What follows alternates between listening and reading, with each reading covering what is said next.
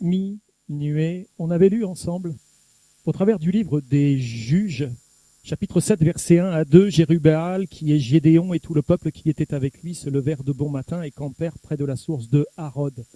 Le camp de Madian était au nord de Gédéon, vers la ville de Morée, dans la vallée.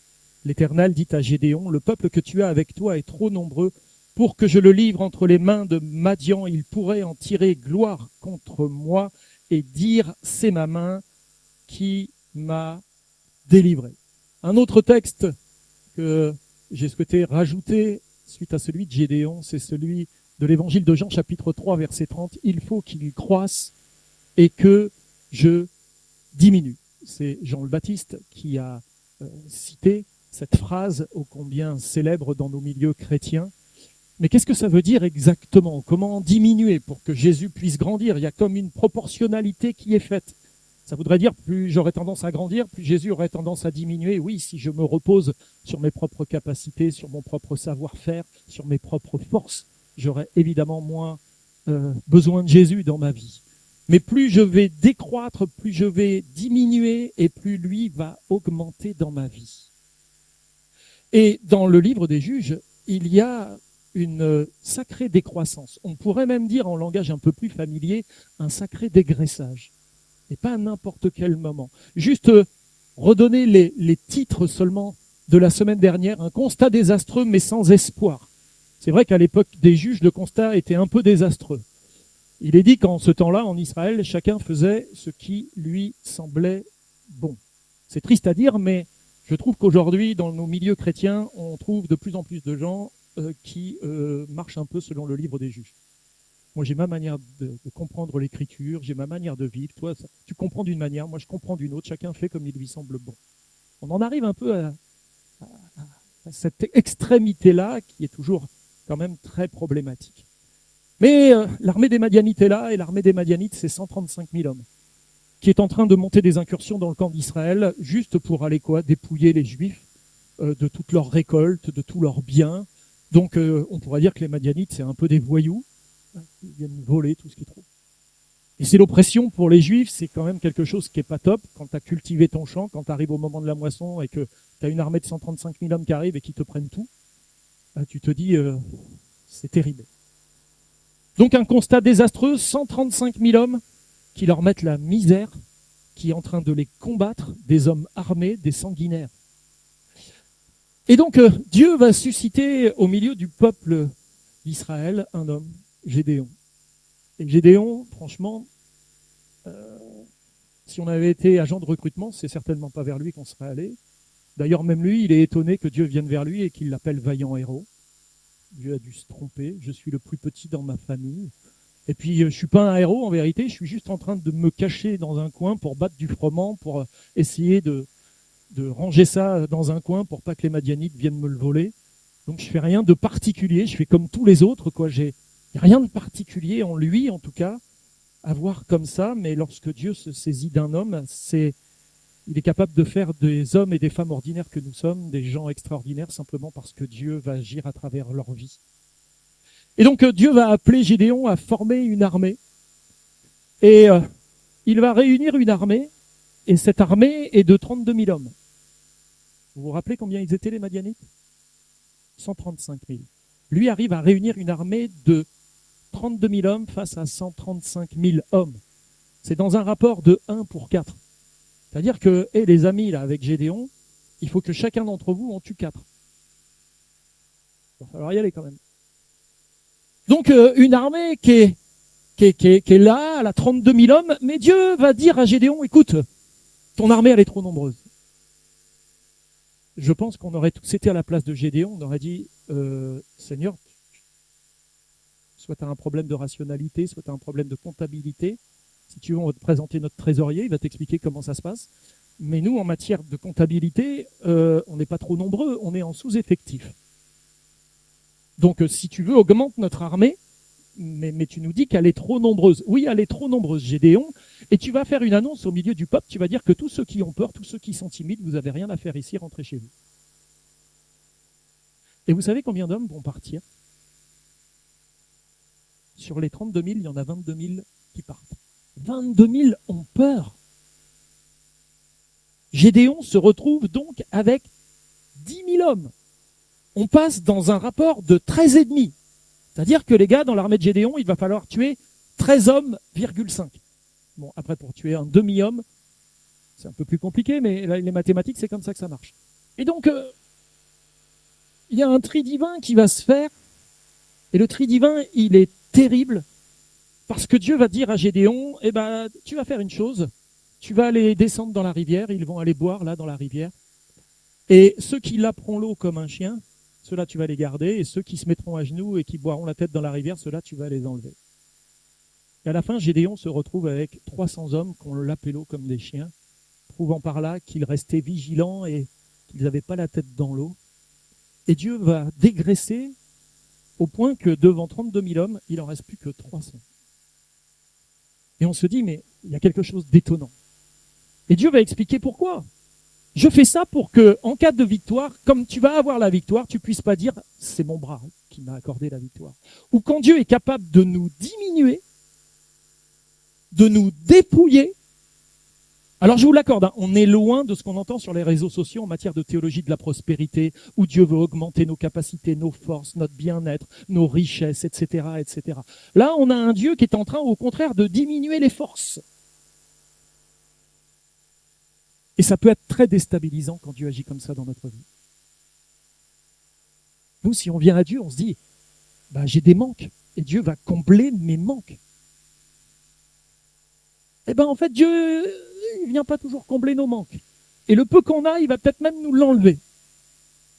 Et là, on est totalement déstabilisé. On se dit, je comprends pas ce que Dieu est en train de faire.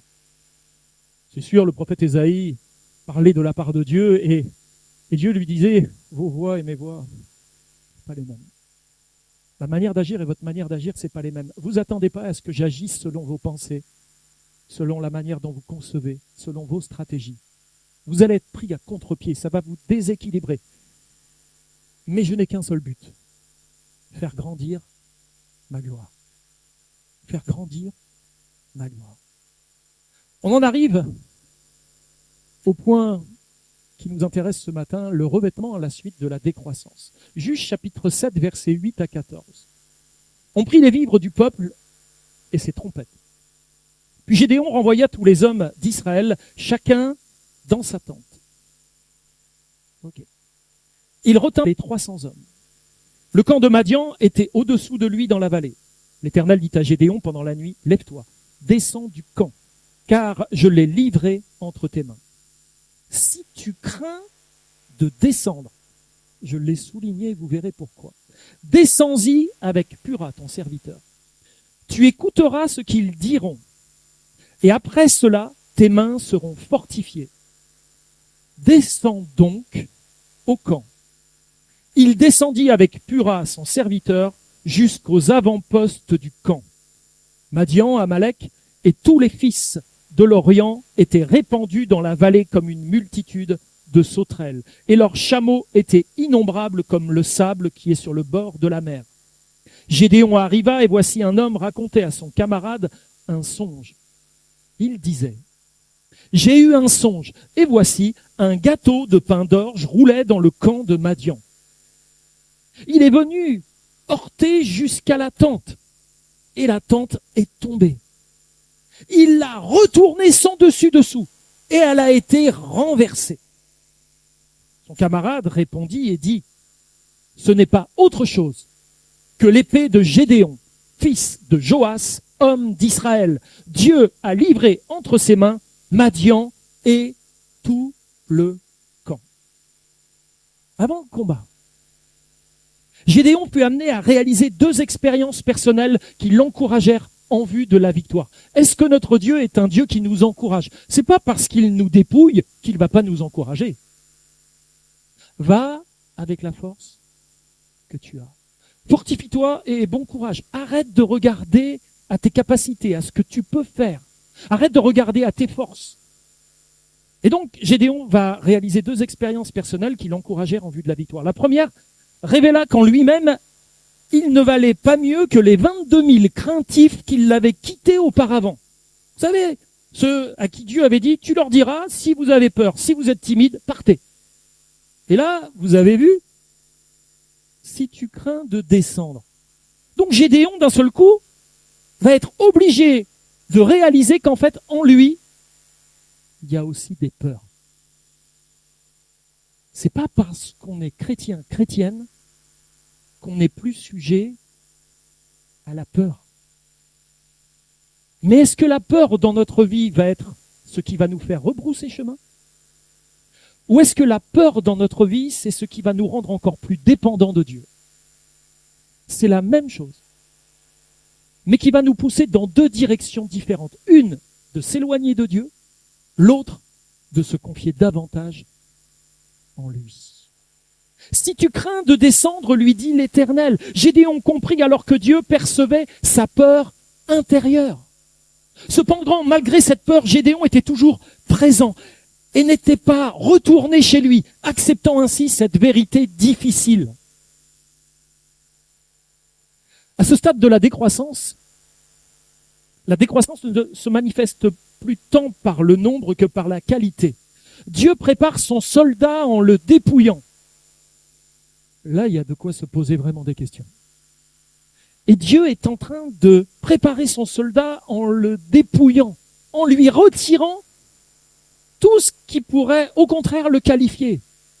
Il le place alors face à ses nombreux ennemis, semblables à des sauterelles dans la vallée, et lui révèle sa véritable nature par la voix de l'un de ses ennemis. Sincèrement, moi je pense que on s'attend tous à ce que un de nos frères, un pasteur, quelqu'un du milieu de nous vienne nous encourager, avoir un regard un peu objectif sur nous-mêmes et nous donner l'envie de continuer, de poursuivre, alors que on est dans la peur, on est dans le découragement, on n'est pas trop bien. Et là, Dieu va faire en sorte que c'est par un de ses ennemis qu'il va être encouragé. Vous avez déjà été encouragé par un de vos ennemis? Juge chapitre 7, versets 13 et 14, Gédéon arriva et voici un homme racontait à son camarade un songe. Il disait, j'ai eu un songe et voici un gâteau de pain d'orge roulait dans le camp de Madian. Il est venu heurter jusqu'à la tente et elle est tombée. Il l'a retournée sans dessus-dessous, elle a été renversée. Son camarade répondit et dit, ce n'est pas autre chose que l'épée de Gédéon, fils de Joas, homme d'Israël. Dieu a livré entre ses mains Madian et tout le camp. Ce fort et vaillant homme fut ainsi comparé à un gâteau de pain d'orge. Dieu lui dit, Gédéon, vaillant héros. Et puis d'un seul coup, il arrive là, auprès du camp de Madian, et il entend t'es qu'un gâteau de pain d'orge. Et en réalité, quand on regardait ce que c'était que le gâteau de pain d'orge, à l'époque, c'était la nourriture des pauvres. La moins valorisante, la moins considérée. Et il entend par la bouche d'un soldat madianite, il y a un gâteau de pain d'orge là qui déroule dans le camp, mais regarde ce que gâteau de pain d'orge est en train de faire. Il est en train de renverser la tente, il met tout son dessus-dessous. Quelque chose qui n'a pas d'allure, quelque chose de méprisable, est en train de nous anéantir. Il est essentiel de noter que Dieu n'a pas orienté Gédéon vers un programme de valorisation personnelle. Écoute Gédéon, avant de t'emmener à la guerre, tu vas faire un peu de développement personnel, il va falloir un peu te redonner confiance en toi. Alors avant de t'envoyer à la guerre, on va essayer de restaurer l'image que tu dois avoir de toi-même. À aucun moment vous voyez Dieu faire ça avec Gédéon. Mais à aucun moment. Dieu ne l'entre pas dans une formation en développement personnel. Non, il l'envoie écouter ce que va dire son ennemi. Et son ennemi a une juste vision, c'est un gâteau de pain d'orge. Au contraire, Dieu permit à ses ennemis de devenir ses mentors, ses formateurs en quelque sorte, en contraste avec les formes modernes de coaching spirituel comme on voit aujourd'hui. Dans Juge chapitre 7, verset 20, il est dit que les trois corps, parce que Gédéon va prendre les 300, il va les séparer par camp de sang. Donc il y a 3 corps. Les 3 corps sonnèrent de la trompette et brisèrent les cruches. Ils saisirent de la main gauche les flambeaux et de la main droite les trompettes pour sonner, et ils s'écrièrent « Épée pour l'Éternel et pour Gédéon ». Comprenez-vous que l'épée de Gédéon était avant tout l'épée de l'Éternel? Parce que c'est en cela que résidait la toute-puissance que Gédéon va déployer. Gédéon prend conscience de sa propre identité à travers les paroles de ses adversaires, tout en percevant la situation morale de ses ennemis qui sont déjà vaincus avant d'avoir même combattu. C'est l'épée de Gédéon. c'est Gédéon. Gédéon prend conscience donc de sa propre identité à travers les paroles de ses adversaires, tout en percevant la situation morale de ses ennemis qui sont déjà vaincus. La victoire est donc déjà acquise, bien que le combat soit inévitable. Alors Gédéon divisa ses hommes en 3 groupes, leur fournissant, alors écoutez bien, ils partent à la guerre. Face à 135 000 hommes, avec seulement 300 soldats armés de trompettes, de cruches et de flambeaux. Comment vous analysez la situation avec votre logique à vous? Dieu a diminué l'armée. Il ne reste plus que 300 hommes face à 135 000 hommes. Et il les envoie au combat avec des trompettes, des cruches et des flambeaux. Allez les gars. Mais Dieu veut notre mort. Il veut nous anéantir. C'en est fini de nous. Mettez-vous pas à la place de Gédéon, mettez-vous à la place des soldats de Gédéon. C'est-à-dire, vous êtes là, allez, Gédéon, on va avec toi, là. Il faut qu'on défende notre pays. Dieu est avec nous. Allez, Gédéon, on te suit. Et là, vous voyez des gens qui partent, qui vous lâchent. Vous dites, et à la fin, on n'est plus que 300. Vous voyez l'armée de Madian, 135 000 hommes, tous les fils de l'Orient sont là, et puis c'est des sanguinaires. Et vous dites à Gédéon, bon Gédéon, allez, on y va. Où sont les armes? Vous prenez des cruches, vous prenez des flambeaux, puis il y a des trompettes, prenez les trompettes aussi. Moi, je sais pas si j'y vais.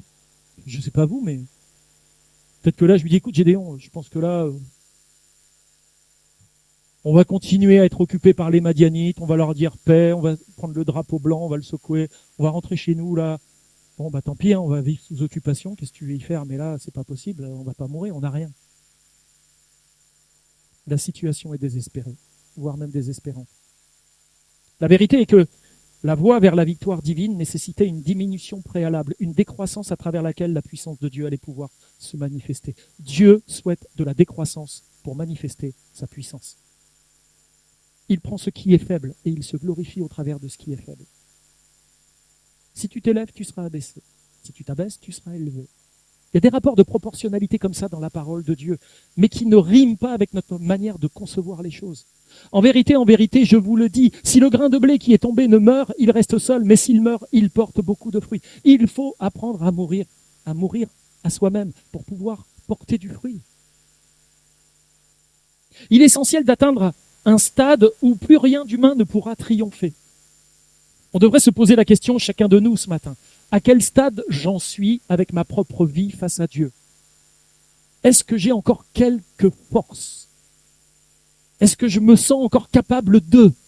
Ou est-ce que j'en suis arrivé à un point où là je me dis, là s'il n'y a pas Dieu, là c'est mort, quoi. Moi je pense que là je suis plus capable. Parce que c'est quand on atteint ce stade-là que Dieu va commencer à passer à l'action dans nos vies. Et quand on se considère comme n'étant plus rien, que lui devient tout. Je le sais, c'est pas chouette, c'est pas agréable. On souhaiterait passer par une autre voie que la voie du dépouillement. Mais avant d'être vêtu, il faut d'abord être dépouillé. Avant d'être rempli, il faut d'abord avoir été vidé. À ce niveau de déclin, toutes les analyses humaines rationnelles conclurait sans équivoque à une défaite d'Israël dans un rapport de 450 contre 1. Oui, la décroissance est arrivée. Les gars de l'armée de Gédéon, il va falloir en tuer 450. Un seul doit en tuer 450. Au début, c'était 13,5. Là, ils sont arrivés à 450 points. C'est plus jouable, hein? Vous avez compris. Humainement, il n'y a plus de possibilité. Que faire maintenant que nous sommes affaiblis? Que faire? Les trompettes, les cruches vides, les flambeaux sont-ils véritablement insignifiants? Ne représentent-ils pas des éléments clés dans la lutte contre l'adversaire? C'est-à-dire ce qu'on regarde comme insignifiant peut devenir des choses essentielles. Mais toute la Bible est faite comme ça. Regardez le petit enfant qui arrive avec ses pains et ses poissons. Mais c'est insignifiant. Sauf que dans sa vie, c'était important parce que c'était la ration d'une semaine pour un enfant orphelin. Mais ce qui paraît insignifiant pour toute une foule, lorsque Dieu va s'en saisir, il va nourrir la foule entière. Il va le multiplier. Dieu est capable de créer tout à partir de rien. À plus forte raison, si on lui amène, on avait terminé sur ça la semaine dernière, les bras cassés que nous sommes. Selon Nombre, chapitre 10, versets 1 à 10, les trompettes étaient utilisées pour communiquer la volonté de Dieu dans 4 circonstances majeures. La première, c'était pour rassembler le peuple. Sonne de la trompette et le peuple se rassemble. Et il y avait des sons de trompette différents. Elle servait aussi pour annoncer le départ lors des marches. Et là, c'était encore un autre son de trompette. Tout le peuple entendait les sons et marchait au son de la trompette. Le troisième son de trompette, c'était pour signaler le combat. Et enfin, le quatrième son de trompette, c'était pour proclamer les fêtes solennelles ou le culte. Il y avait 4 sons de trompette en Israël. Ne devrions-nous pas faire en sorte que Dieu soit l'initiative de nos rassemblements, de nos marches, de nos combats et de nos cultes? C'est lui qui doit nous amener à ce que la trompette retentisse. Dieu est-il l'initiateur de nos déplacements, de tous les combats dans lesquels nous nous engageons? Vous connaissez ce verset de Paul à Éphésiens, dans Éphésiens 6,12. Nous n'avons pas à lutter contre la chair et le sang, mais contre les dominations, contre les autorités, les princes de ce monde de ténèbres, contre les esprits méchants dans les lieux célestes. Est-ce que tous nos combats sont véritablement les combats de Dieu? Ou est-ce que parfois nous sommes dans des combats de la chair? Est-ce que nous avons bien entendu le son de la trompette? Il est important de noter que chaque homme disposait d'une trompette et était appelé à l'utiliser. Juge chapitre 7, versets 17 et 18, il leur dit, vous regarderez et vous ferez comme moi. Dès que j'aborderai le camp, vous ferez ce que je ferai. Et quand je sonnerai de la trompette, moi et tous ceux qui seront avec moi, vous sonnerez aussi de la trompette tout autour du camp et vous direz, pour l'Éternel et pour Gédéon. Formidable stratégie, n'est-ce pas? Chaque combattant devait sonner de la trompette. À l'instar de Gédéon, faites comme je fais. Il s'agit d'une participation individuelle à l'œuvre collective de Dieu. Il ne s'agit pas d'improviser. Non, moi j'ai envie de jouer de l'accordéon. Non, les amis, c'est de la trompette. Et faites comme je vais faire, pas autrement. On ne vous demande pas d'improviser. Dans l'église de Jésus-Christ, il n'y a pas d'improvisation. L'improvisation, c'est des choses qui sortent de nous. Dans l'église, rien ne doit sortir de nous. Tout doit sortir du cœur du Père. Il n'y a pas de place à l'improvisation. On n'est pas là pour improviser, pour faire selon nos idées, sur l'idée du moment, de ce qui nous traverse l'esprit. Il faut suivre le modèle. Jean chapitre 14, verset 12, en vérité, je vous le dis, celui qui croit en moi fera aussi les œuvres que je fais. Suivez le modèle. Faites pas des œuvres différentes. Faites ce que je fais. Parce que je m'en vais au Père. Dans ce verset, Jésus ne faisait pas référence aux œuvres extérieures ou à des miracles matériels plus impressionnants que les siens, mais plutôt des miracles spirituels que les apôtres accompliront lorsque leur parole, guidée par l'Esprit de Dieu, régénérera les âmes, fondera l'Église et apportera la lumière et la vie aux nations. Nous sommes tous appelés à saisir la parole de Dieu et à la proclamer d'abord aux oreilles de ceux et de celles qui ne l'entendent plus, ainsi qu'à toutes les nations. Sonner de la trompette signifie rappeler aux chrétiens que leur rassemblement est le dessein de Dieu, le but de la croix du Christ et l'œuvre de l'Esprit dans ce monde. Et la stratégie de l'ennemi repose sur la dispersion, la dislocation du corps de Christ. Il aime la dispersion et la dislocation. Alors j'ose le dire, un petit peuple uni est plus puissant qu'un grand peuple désuni. Vaut mieux être 300, qui n'ont pas peur, unis, qui acceptent des choses délirantes. On va aller à la guerre contre 135 000 hommes avec des cruches, des flambeaux, des trompettes. Il n'y en a pas un qui questionne, en tout cas dans le texte, on n'a pas un qui vient vers Gédéon, mais Gédéon, attends, ça va pas bien. Ils font ce que Gédéon est en train de dire. Un petit peuple de 300 hommes, ô combien unis. Ô combien unis. La trompette sonnait également pour la marche, indiquant que celle-ci ne peut être régie que par la parole de Dieu. On ne peut pas avancer sur autre chose que la parole de Dieu. Il existe de nombreuses divergences dans la marche des enfants de Dieu pourtant. Chacun avance à sa manière, comme l'a souligné d'ailleurs l'apôtre Paul dans Éphésiens, où il fait une constatation et il exhorte à ce que ça change. Regardez ce qu'il dit dans Philippiens 3,16. Seulement au point où nous en sommes parvenus, marchons d'un même pas. Ça voulait dire quoi? Qu'ils ne marchaient pas tous d'un même pas. Dans l'église de Philippe, chacun marchait un peu comme il voulait. Et Paul dit non, là où nous en sommes, il faut qu'on marche d'un même pas. La trompette appelée au combat, qui ne se limite pas au rassemblement et à la marche, mais implique une position claire vis-à-vis de tous ceux qui luttent contre Dieu. Et certes, la volonté d'évangélisation entraîne souvent l'Église dans des positionnements humanistes, philanthropiques, cherchant à établir une pertinence culturelle au point de se conformer à son environnement. Nos combats ont deux objectifs principaux. Le premier, c'est reprendre possession de nos privilèges. Nous avons aussi besoin de libérer le peuple de Dieu asservi à l'ennemi par son infidélité. Parce que le peuple d'Israël, à l'époque de Gédéon, était asservi à ses ennemis. Les cruches vides faisaient sans doute partie des réceptacles ayant contenu les vivres du peuple. Cependant, une fois vides, qu'avaient comme valeur ces cruches? Aucune. Dans 2 Corinthiens 4,7, on peut faire une analogie. Nous portons ce trésor dans des vases de terre afin que cette grande puissance soit attribuée à Dieu et non pas à nous. Tiens, il y a une analogie entre les cruches et nous. Nous portons néanmoins un trésor dans un vase de terre, ô combien fragile. Le vase de terre, c'est notre chair mortelle. Nous sommes de simples récipients vides. Et ces récipients représentaient également ce que Gédéon et ses guerriers étaient. Encore un beau symbole de décroissance, n'est-ce pas? Bien que la pensée moderne privilégie la croissance comme moyen d'acquérir plus de liberté, il est facile de comprendre que la croissance peut être aliénante, elle. Tandis que la décroissance peut être libératrice. Je reconnais que casser le vase n'est pas très tendance. On lui préfère souvent l'acquisition de nouveaux récipients en quantité. Augmentons les vases, ne les cassons pas. Sincèrement. Nous sommes ces vases, et ces vases doivent être brisés, cassés. Ainsi comme le vase de terre de l'apôtre Paul, les cruches vides de l'armée de Gédéon n'étaient destinées qu'à être brisées. Et nous sommes tous destinés à être brisés.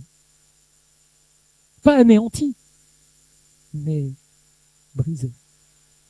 Comprenons que lorsque Dieu suscite notre témoignage, il se glorifie uniquement à travers des instruments qui ont été brisés. Dieu se plaît à utiliser des instruments brisés. Il élimine en nous tout ce qui obscurcit la lumière et tout ce qui l'atténue ou la rend opaque. Parce qu'à l'intérieur, il y a un flambeau. Mais il faut briser les cruches pour que le flambeau puisse rayonner. Parfois, nous sommes des chrétiens qui contenons une lumière intérieure, mais c'est la cruche qu'on voit tout le temps. Il faudrait que la cruche soit brisée pour qu'on voit le flambeau. Mais on résiste contre ça. Ça aussi, ça nous fait peur. Ne soyons pas comme des vases de collection en porcelaine décorative et soigneusement disposés sur une étagère et que l'on évite de déplacer le plus possible. Ou que l'on sort essentiellement dans les grandes occasions pour décorer. C'est pas ce genre de vase que nous sommes. Mais quelle est l'utilité de cruches vides? Elle sert simplement à contenir des flambeaux dans cette histoire-là. Apporter la lumière divine permettant ainsi, comme le souligne l'apôtre Paul dans 2 Corinthiens 4,10, dans notre corps, la mort de Jésus, nous la portons, afin que la vie de Jésus soit aussi manifestée dans notre corps. Alors que beaucoup cherchent à renforcer ou embellir les vases, on va faire des décorations, on va faire un beau vase. Pour que dimanche, quand j'aille au culte, tout le monde dise « Waouh, quel beau vase tu es !» Alors au lieu de chercher à renforcer le vase, à l'embellir, la volonté de Dieu est de le briser au moyen de la croix. Dans quel état est notre vase ce matin? Vase vide? Vase avec un flambeau? Vase décoratif? Vase brisé? Si les trompettes symbolisent la parole de Dieu et les cruches nous-mêmes, alors les flambeaux représentent la vie de Jésus, la lumière du Christ. Et les deux éléments initiaux, les trompettes et les cruches, avaient pour unique but de produire le troisième élément dans les ténèbres. Et l'Église n'a pour mission, que de faire briller la lumière du Christ dans ce monde obscur. Vous êtes la lumière du monde. On ne doit pas laisser la lumière à l'intérieur de la cruche ou la mettre sous le boisseau. Vous êtes la lumière du monde, Matthieu 5, 14. Les hommes de Gédéon ont sonné des trompettes et brisé les cruches, et la lumière a brillé tout autour d'eux. Il n'existe pas de véritable chrétien dans ce monde qui ne puisse être porteur de ces trois éléments du témoignage de Dieu. Alors pour conclure, parce que c'est intéressant de voir la fin de ce récit, il est incontestable que de nombreux chrétiens ne tirent pas pleinement parti des éléments que Dieu leur a donnés.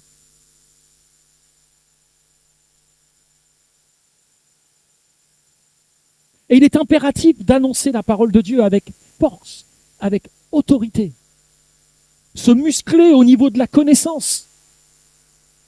Connaître la doctrine. Savoir comment répondre aux contradicteurs. Être rempli de la parole, être rempli de l'Esprit Saint et être rendu capable par Dieu, par le dépôt qu'il a mis en nous, d'aller éclairer dans ce monde enténébré.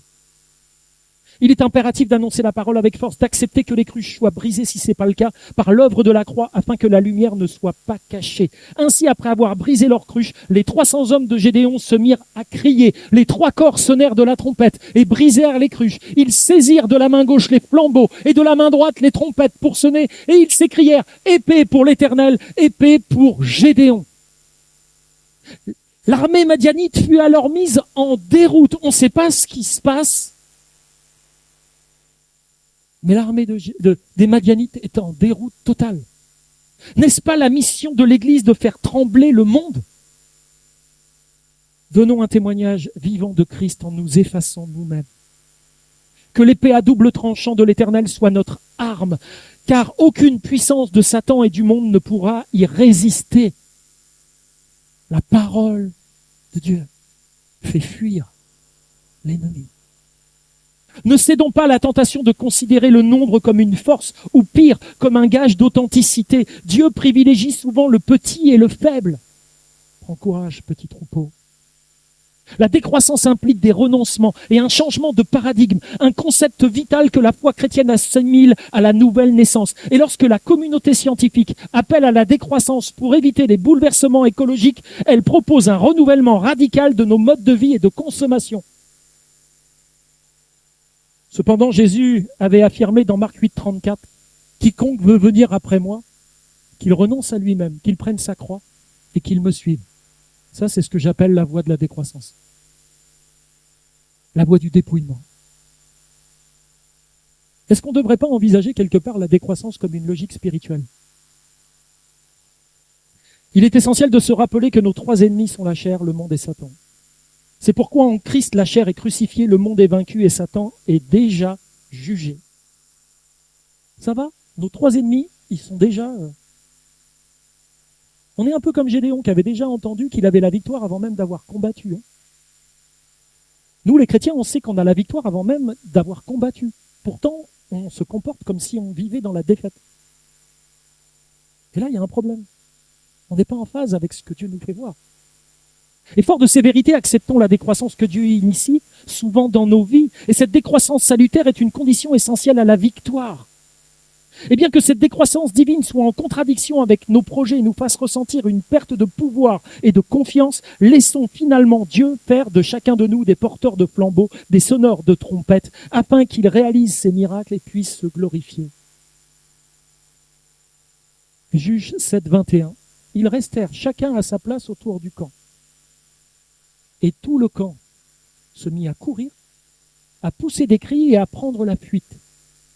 Et il y avait une telle consternation dans le camp des Madianites qu'ils se retournèrent l'épée les uns contre les autres. Ils s'entretuèrent. Est-ce que Dieu est capable de sauver avec un petit nombre autant qu'avec un grand? À plus forte raison. Et je vais terminer juste sur un dernier passage de la Bible d'un homme que j'aime beaucoup. Dans le premier livre de Samuel, au chapitre 14, versets 6 et 7,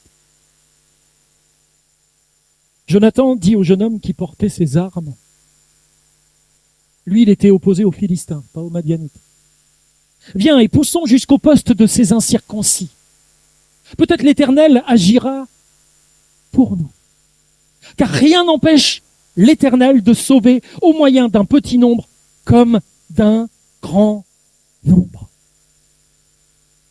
Il avait tout compris. Dieu est capable autant de sauver avec un petit nombre qu'avec un grand. Verset 7. Celui qui portait ses armes. Fais tout ce que tu as dans le cœur, lui dit-il. N'écoute que ton sentiment.